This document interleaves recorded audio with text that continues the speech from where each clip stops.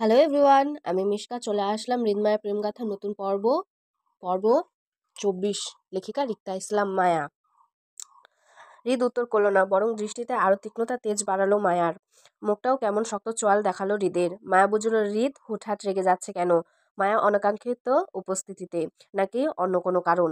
হয়তো মায়া অসমের উপস্থিতির জন্য বিরক্ত। দুপুরের দিকে তো হৃদ মায়াকে অপমান করেছিল, আর তাতে মায়া রেগে মেয়ে পাল্টা জবাব দিয়েছিল। আর হৃদ খানের সাহায্য চাইবে না বলে কড়া কথাও শুনিয়েছিল। এখন আবার মায়াকে হৃদ খানের দুয়ারে আসতে দেখে হয়তো মায়ের উপর রেগে যাচ্ছে। মায়া হৃদের রাগ শান্ত করতে চাই বলে হাঁসফাঁস করে মিনমিন গলায় বলল, আই এম সরি ভাইয়া। আসলে আমার এখন আপনার সাথে এইভাবে রেগে কথা বলা উচিত হয়নি। আমার ভুল হয়েছে, এর জন্য আমি আবারও সরি। অনেক ক্ষমা, আমাকে ক্ষমা করে দিন ভাইয়া। আমি মায়ের কথা মাঝেই শোনা গেল হৃদের শক্ত তেজি স্বর। আসিফ, বাইরে বাইরে যা। জি ভাই। মায়া চমকে পিছনে তাকাতে দেখলো হৃদ ততক্ষণে দরজার বাইরে চলে গেছে এবং থাই গ্লাসটা টেনে বাহির থেকে বন্ধ করে দিচ্ছে। মায়া ঘাবড়ে সামনে হৃদের দিকে তাকালো। হৃদ তখনও মায়ের দিকে একইভাবে তাকিয়ে। মায়া তাকানোতে চোখাচোখি হলো দুজনের। মায়ের দৃষ্টি নত করলো, ভয়তো মুখে আর চোখে আশেপাশে তাকালো। বিশাল আসিফ কক্ষ জুড়ে মায়া আর হৃদের ছাড়া অন্য কেউ নেই। মায়া হঠাৎ অজানা ভয়ে গলা শুকিয়ে এলো। একা একটা মেয়ে হয়ে একটা ছেলের সঙ্গে এভাবে দেখা করতে চলে আসাটা মায়ের ঠিক হয়নি ভেবে আরো ভয়ার্ত হলো। এখন চলে যাওয়াটা মায়ের ঠিক হবে কিনা তাও ভাবলো। যদি হৃদের মতিগতি মায়ের নিকট ভালো না ঠেকে তাহলে টেবিলের ওপর কাঁচের গ্লাস দিয়ে হৃদের মাথা ফাটাবে বলে মনে মনে ঠিক করে নিল। ভয়ার্ত ভাবুক মায়ের ধ্যান ভেঙে গেল। হৃদের স্বর, আমার রুচিতে পচা ধরেনি যে আপনার প্রতি ইন্টারেস্ট দেখাবো। অহেতুক ভয় পাওয়া বন্ধ করুন। হৃদ খানের টেস্ট এত নিচু নয় যে আপনার মতো মেয়ের প্রতি রুচি দেখাবে, যা স্বামী থাকা সত্ত্বেও রাস্তায় বয়ফ্রেন্ড নিয়ে ঘুরে বেড়ায় এমন একাধিক পুরুষে আসক্ত নারী, আর যাই হোক না কেন হৃদ খানের রুচিতে অন্তত পড়ে না তারা। হৃদের কথায় অপমানে মায়ার গায়ে কাঁটা দিয়ে উঠে রাগে। মায়া একাধিক পুরুষে আসক্ত নারী, এমন অপমানজনক কথা মায়ের এ জীবনে কেউ বলেনি। ঘৃণার মায়ার শরীর জ্বলে উঠল। এত সময় ধরে হৃদ খানকে নিয়ে মনের ভেতরকার অজানা ভয়টা যেন মুহূর্তে কেটে গিয়ে তীব্র রাগ ভর করলো মায়ের শরীরে। কিন্তু তারপরেও বোকামি করলো না, আর না দুপুরের মতো রেগেমেগে আগুন হয়ে হৃদকে অযাচিত কিছু বলতে চাইলো। সেটা মায়ের জন্য এই মুহূর্তে ভালো হবে না বলে মনে করলো। কারণ মায়া হৃদের থেকে সাহায্য চাই, তাই ব্যবহারে নমনীয়তা মায়ের দরকার। হৃদ খান তো তেরা স্বভাবে দেখাবে, সেটাই স্বাভাবিক।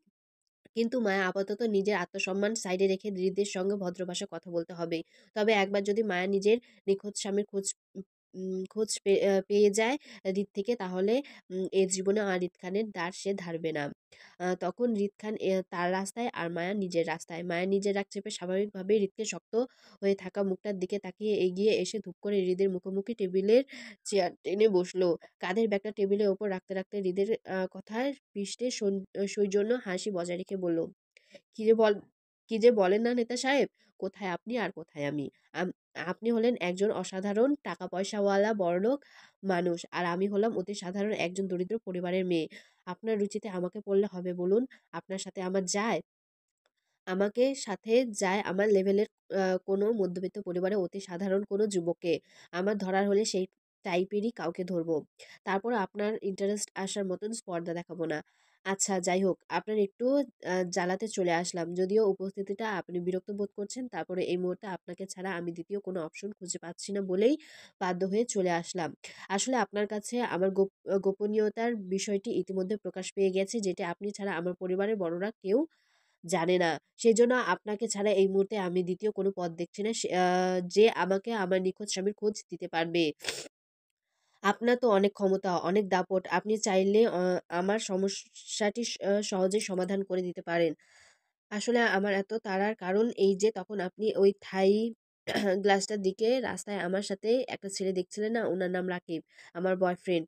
লোকটা আমার প্রচুর ভালোবাসে, বিয়ে করতে চায়, কিন্তু আমি করতে পারছি না। আসলে আমি আটকে আছি আমার অনাকাঙ্ক্ষিত বিয়েটার জন্য। স্বামীকে চিনে না, তাই তাকেও ডিভোর্সও দিতে পারছি না। আর মেয়েদের তালাক না হলে যে দ্বিতীয় বিয়ে করা যায় না, সেটাও আপনি জানেন ভাইয়া।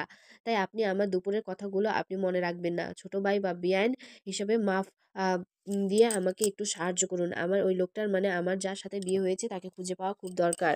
প্লিজ ভাইয়া, আম- আপনি আমার প্রয়োজন বুঝে লোকটাকে খুঁজে এনে দিন না। মায়ের কথাগুলো শেষ করতে করতে টেবিলের উপরে থাকা পানির গ্লাসটা হাতে নিয়ে এক চুমুকে সবটা শেষ করে আওয়াজ তুলে টেবিলের উপরে রেখে তাকালো হৃদের দিকে। মুহূর্তে চোখাচোখি হলো হৃদের শীতল দৃষ্টি জোড়ার সাথে। এতক্ষণ শক্ত রাগে চোয়ালটা আর নেই হৃদের।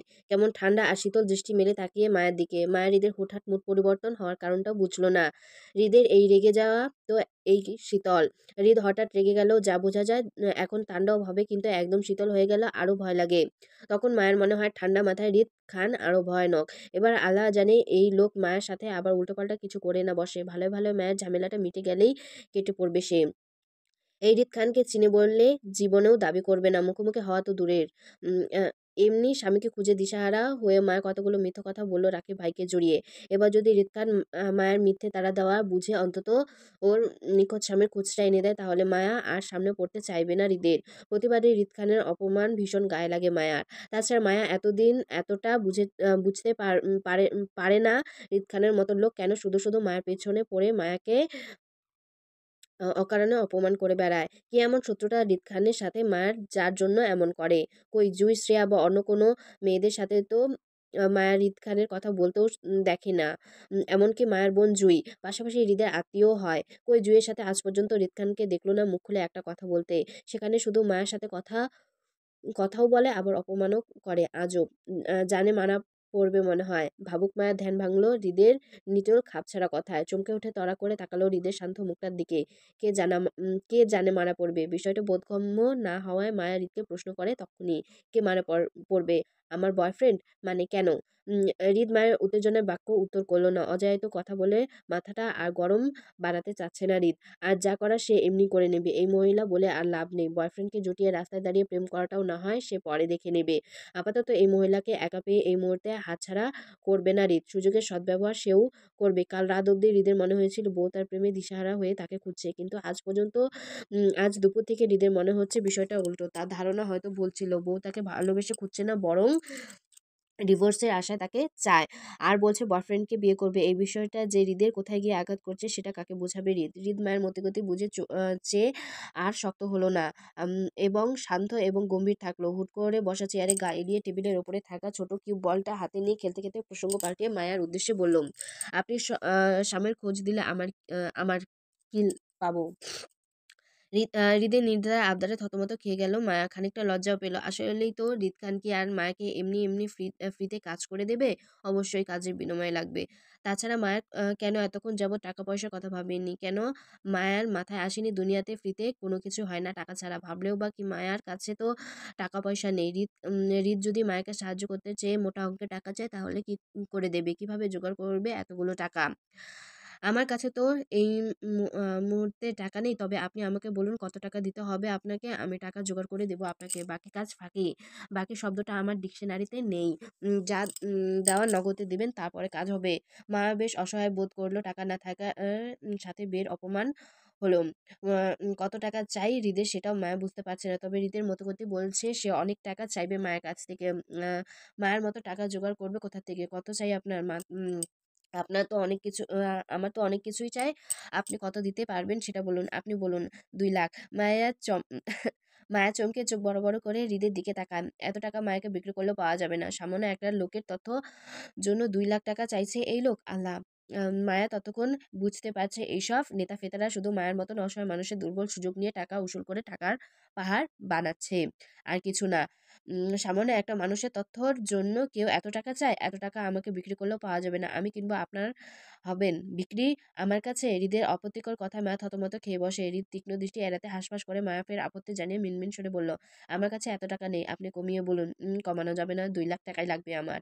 তবে আপনাকে একটা পরামর্শ দেই, 2টা কিডনি দিয়ে কি করবেন? স্বামীর জন্য একটা কিডনি আমাকে দিয়ে দেন, আমি সেটা বিক্রি করে দেই। আমার 2 লাখ টাকাও আসবে, সাথে আপনি আপনার নিখোঁজ স্বামী তথ্য পেয়ে যাবেন। কি বিক্রি করবেন স্বামীর জন্য নিজের একটি কিডনি? হৃদয় কথায় ভাবুক হলো মায়া। কথাগুলো বেশ যুক্তিসংযত মনে হলো মায়ার। মায়া আসলেই 2টো কিডনি দিয়ে কি করবে?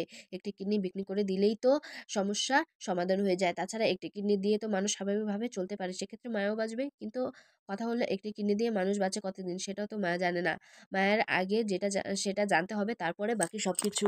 মায়া কেবল ভাবুক প্রশ্ন করে বসলো, আচ্ছা একটি কিডনি দিয়ে মানুষ বাঁচে কতদিন? মায়াকে নিজের কথার জালে ফাঁসাতে পেরে হৃদ বাঁকা হাসলো। তীক্ষ্ণ চোখে ঘোরালো মায়ের ভাবুক চেহারা দিকে। দীর্ঘ সময় দিয়ে হাতের মুঠে চেপে ধরা কিউব বলটা এবার টেবিলে রাখলো, আর তাতে ছোট শব্দ হলো। কিউবটা টেবিলের ওপর রাউন্ড তুলে হৃদ মায়াকে বলল, এই ধরেন অর্ধি বছর বাঁচবেন। যেখানে 60 বছর বাঁচতেন সেখানে এক কিডনি দিয়ে 30 বছর বাঁচবেন। তবে 30 বছরে কি কম? না, হ্যাঁ, অনেক দিন। কিন্তু এই স্বামীর জন্য একটি কিডনি বিক্রি করাই যায়, কি বলেন? হৃদের কথায় তৎক্ষণাৎ মাথা বদলালো মায়া। আপত্তি করে বলল, তাহলে কিডনি দেওয়া যাবে না। Kidney planning cancel. অন্য কিছু বলেন তাহলে। কেন মত বদল করলেন নাকি? এখন আর স্বামী লাগবে না? স্বামী অবশ্যই লাগবে, তবে নিজের জীবনের বিনিময়ে নয়। আমার সংসারে পর নারী চাই না। দেখা গেল তাকে খুঁজতে গিয়ে একটা কিডনি আমার চলে গেল, বাকি এক কিডনি দিয়ে স্বামীর সাথে 30 বছর সংসার করার পর আমি মারা গেলে সে বাকি 30 বছর পর পার করার জন্য ধী করে আরেকটা বিয়ে করে নেবে। আমি তার জন্য জীবন দিলাম, সেটা দেখবে না। সব পুরুষ মানুষ একই, তাদের বুড়ো বয়সে কুড়ায় ডাক দেয়। তার জন্য স্বামীকে বিশ্বাস করতে নেই, আমিও করবো না। সেজন্য অল্পতে আমাকে মরলে চলবে না। আমি মরলে আমার জায়গা তার জীবনে ঠিক আরেকজনের জায়গা হবে। আমি যে তাকে খুঁজতে গিয়ে নিজের আয়ু কমালাম সেটা আর সে দেখবে না, বরং সে দেখবে তার নতুন বউ আমাকে, এবং আমাকে দিব্যি ভুলে সে সুখের সংসার করবে। আর সমাজে দেখানো ওজুদ দেবে আমাদের ইসলামের শরীয়তে 4টা বিয়ের বিধান আছে বলে। সেজন্য তার বউ নেই বলে সে আরেকটা বিয়ে করছে। আমি জীবিত থাকা অবস্থায় দ্বিতীয় বিয়ে করেনি এমনটা বলে আলগা পীড়িত দেখাতে পারবে। এই জন্য কিডনি প্ল্যানিং ক্যান্সেল। এর চেয়ে ভালো আমি বরং 2টা কিডনি নিয়ে জীবিত থেকে স্বামীর ওপর নজর রাখি, মরে গেলে তো সব শেষ। মায়ের লম্বা চওড়া কথায় হৃদ হততম্ব হয়ে গেল। যে সে কখনো ভাবেনি মায়া এতটা গভীরে যাবে। দুইজনের পরিচয় এখনো হয়নি, অথচ না দেখে হৃদের সন্দেহ তালিকায় ফেলে দিল তার বেও। তাছাড়া এই মেয়ের কথা স্পষ্ট যে স্বামীর সংসার করতে চায়। হৃদ বাজিয়ে দেখবে একটু, সংসার করতে চাও? অন্যমনস্ক হওয়ায় হৃদের কথা প্রথমবারে বুঝলো না মায়া। জি, সংসার করতে চান স্বামীর সাথে? হৃদ হাসফাস করে দৃষ্টি করলো হৃদের থেকে। হৃদ মায়ের দিকে তীক্ষ্ণ দৃষ্টিতে তাকিয়ে থেকে বুঝলো মায়া হৃদের উত্তর দিতে সংকোচ বোধ করছে। সেজন্য হৃদ মায়াকেও অভয় দিয়ে বলল, নির্ভয় বলে, আমি কাউকে বলবো না। হুম। মায়া ছোট সম্মতি। হৃদের ভিতর কাঁপলো। সে কম্পা শক্তপোক্ত হাতেও দেখা পেল। যার তুপে হাতের মুঠোয় থাকা বেলটা বেখেয়ালি ছুটে ফ্লোরে পড়লো শব্দ করে। হঠাৎ শব্দ কেঁপে উঠলো। মায়া বলটা ঘোরাতে ঘোরাতে কক্ষের একপাশে গিয়ে ঠেকলো। মায়া সেদিকে এক পলক তাকে হৃদের দিকে তাকাতে চোখাচোখি হলো হৃদের ঘোলাটে অদ্ভুত দৃষ্টির সাথে। মায়ের শরীর কাটা দিল হৃদের অদ্ভুত দৃষ্টিতে চোখাচোখি হতে। মায়ের দৃষ্টি নত করলো। হৃদ সেইভাবে জিজ্ঞেস করলো, আপনি যে বললেন আপনার স্বামীর পূর্ব বিবাহিত, উনি মিথ্যা বলেছেন আমায়? উনার কোনো বউ নেই? কি করে বুঝলেন? আমার বিশ্বাস সে বিবাহিত না। যা আপনার বিশ্বাস মিথ্যেও তো হতে পারে, হবে না। এতটা কনফিডেন্ট না, আত্মবিশ্বাস। যদি লোকটা খারাপ, হয়তো খারাপ হলে হবে, গ্রহণ করেছি তাকে। হৃদ আর কিছু বলতে পারল না। তার বুক কাঁপছে, প্রচন্ড কাঁপছে। হয়তো না চাইতে অনেক কিছু জেনে গেছে তাই। মায়ের উপর অনেকক্ষণ দৃষ্টি মেলে চেয়ে থাকলো একইভাবে। তারপর হুট করে বললো, তাহলে এক কাজ করেন, আপনার জায়গায় আপনার স্বামীর একটা কিডনি দিলে ডিল ডান করি, কি বলেন? তাকে খুঁজে পেলে তার একটা কিডনি না হয় আমি রেখে দেবো, এবং সে 30 বছর পর মারা গেলে তখন না হয় আপনি আমাকে বিয়ে করে নিলেন, কি বলেন? এতক্ষণ যাবে হৃদের সহজ ভাষায় মায়াও নরম হয়েছিল, কিন্তু হঠাৎ হৃদকে আগের ভঙ্গিতে ফিরতে দেখে মায়া হতাশ হয়, সে সাথে বিরক্তও। আশ্চর্য, মায়া স্বামী মূল্য এই লোককে কেন বিয়ে করতে যাবে? এই লোক আসল কোথা থেকে আসে? আবার আপনাকে কেন বিয়ে করব? তো কি করবেন? পরকিয়া চালাবেন আমার সাথে? বাজে কথা কেন বলছেন? পরকিয়া কেন করবো? আপনার স্বামী প্রতি দরদ দেখে আমার প্রতি একটু একটু ইন্টারেস্ট জাগছে। আপনার বিয়ে করে তো সম্ভব না, তবে পরকীয়া চালাতে সমস্যা নেই। ঘরে আপনার স্বামীর প্রতি এত দরদ দেখে আমার প্রতি একটু একটু ইন্টারেস্ট জাগছে। আপনাকে বিয়ে করা তো সম্ভব না, তবে পরকীয়া চালাতে সমস্যা নেই। ঘরে আপনার জামাই থাকবে, এই ঘরে আমার বউ থাকবে। রাতে জামাইয়ের সময় দিবেন, আর দিনে দিনে আমাকে। পরকীয়া সম্পর্কগুলো তো এমনই হয়। তারপরে আপনার স্বামী যখন মারা যাবে তখন একবারে না হয় আমাকে বিয়ে করে নিলেন, কি করবেন বিয়ে? আমাকে কি করবেন বিয়ে? আমাকে অসম্ভব। মায়ের নাক মুখ ছিটকে বলে কথাটি হৃদ হাসলো। মায়াকে উদ্দেশ্য করে ফুরফুরে মেজাজে বলল, কি জানি অসম্ভব কিনা, তবে আমার কেন জানি মনে হচ্ছে আপনার ইজ্জত আমার ইজ্জত, আমার ইজ্জত আপনার ইজ্জতের সম্পর্ক আছে। তাই আমাকে বেশি ভাই ভাই না ডেকে পরকীয়া স্বামীও ডাকতে পারেন, আমি মাইন্ড করবে না। হৃদের অসভ্য কথা মায়া আর বসে থাকতে পারলো না। ঠাস করে উঠে কিছু না বলে যেতে নিয়ে পেছন ডেকে হৃদ ফের বলল, দেখালে রাগ দেখালে তো হবে না ম্যাডাম। কাল সকালে আপনাকে আবার হাজিরা দিতে হবে এখানে, যদি স্বামীর খোঁজ চান তো। তবে একা আসবেন অবশ্যই। তো বন্ধুরা, আজকের পর্বটি যদি ভালো লাগে তাহলে একটা লাইক করবেন, আর পরবর্তী পর্ব পাওয়ার জন্য সাবস্ক্রাইব করবেন। সবাই ভালো থাকবেন, সুস্থ থাকবেন। আজ এই পর্যন্ত, বিদায়।